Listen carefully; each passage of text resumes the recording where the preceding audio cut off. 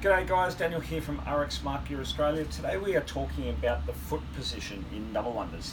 Now with double unders, we want you to stay nice and high, nice and tall, and with that we want you to stay on your toes. So your foot position needs to be such that you are going to promote those toes to be touching the ground first, and they're going to be last thing off the floor. So nice and tall bound, and then last thing off the floor. In order to get off the floor, we want a slight bend in the knee. That's also going to promote a slight bend in the hips. That's going to promote incorporating the glutes and the quads into the movement rather than just the calves, and allow you to bound nice and high off the floor. Now when we're bounding off the floor, we're wanting to point the toes down. Now the reason we want to do that is I've just got a couple of diagrams here demonstrating what happens to the body if we don't point the toes down.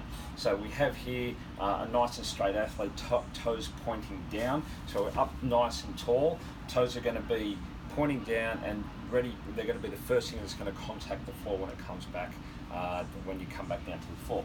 If you're going to be pointing your toes up, you're going to be promoting a couple of problems that goes down the chain. Number one, when you come back down to the ground, your feet are going to be in a flat position.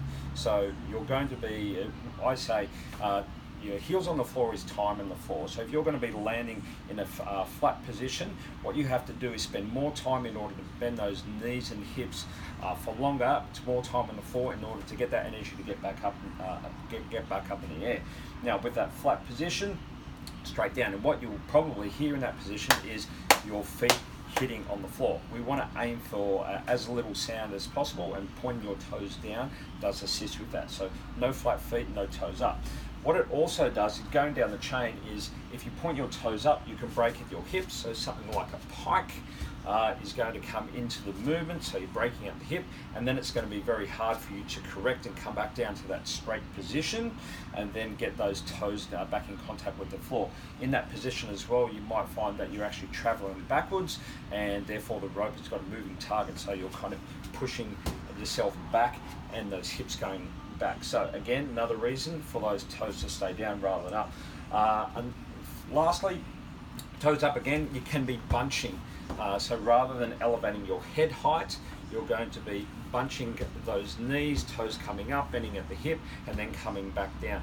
Again, same problems that we've got. It's when you're trying to bunch yourself up there, your head isn't elevating, so you're not giving your body a time off the floor for that rope to get around. You need that head height rather than just creating spacing between the bottom of your feet and the floor. So you're bunching there, and again your toes are pointing up, so again you're going to be hitting the floor flat-footed. So toes down in double unders. If you're struggling with it, always remember toes down, try and get a little bit of bend in the knee and the hips, and shoot yourself up. So that's foot position in double unders. Any questions, just write them below. Happy to help anybody with their double unders. It's Daniel from rxsmartgear.com.au.